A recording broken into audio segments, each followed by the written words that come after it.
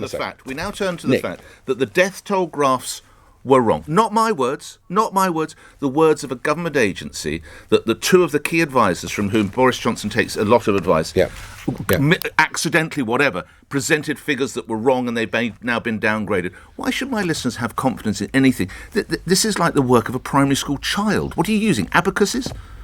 Well, hold on a second. The models are models, and we were very clear that those are different models by different groups who are looking at that. The more important number to look at is what Simon Stevens quite rightly outlined yesterday for NHS England. The hospitalisation, people in hospital. 6 days later, Minister. Hold on a second, Nick.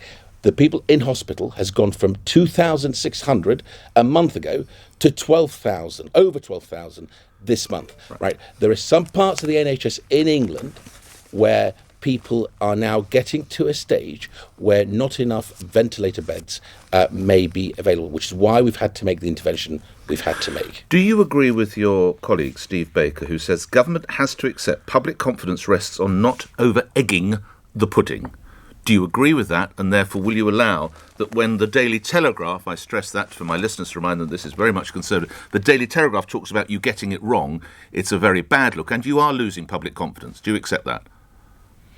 Well, I think that if you look at the behaviour of the public, the majority of people are doing the right thing.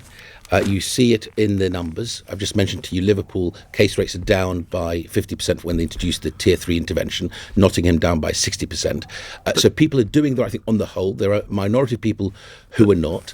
Of course, you're right. We can always strive to do better, Nick, if that's what you're asking me. You are a numbers man. You are a numbers man. Would you have allowed a presentation of data that was more than 3 weeks old, which is what we saw on that Halloween Saturday last weekend? Would you have allowed that? Well, that was a number of different yes or models. No? There was different models, and it's right to share as much data as possible. So why is it right, Nick? Again, why is it right to share data? Man. I've known you forever. I'm going to tell you. You are a numbers man. You would allow a country to be shut down on a model or a scenario, not on a projection or a prediction. You would never have run your business, your very successful business, and credit to you, you would never have run your business like that, Business Minister. What I would say to you and to your listeners, Nick, is that the more data we share, right, the more scrutiny there is. That is a good thing in a democracy. The reason we put up those... the reason we never said data. No, we never said that this is we just said these are models. We never said this is a prediction of outcome. These are models that different groups are putting together. We never said this is absolute numbers. That's the difference. What we now have is very clear absolute numbers from Simon Stevens, head of NHS England, that says that over 10,000 more people in hospital within 1 month, within 4 weeks. Nadhim, you're losing the dressing room a bit. Not you personally. Are you not nervous that the government, as you look at headlines, I say again, in papers such as the Daily Mail, the Daily Telegraph, you're not nervous you're losing the dressing room a bit? We can always do better, Nick, if that's what you're asking me. We strive to do better. Well, but what I'm saying to you is actually on the whole, the British people are responding in a positive way, doing the right thing, which is why we're seeing the numbers come down. That's a good thing.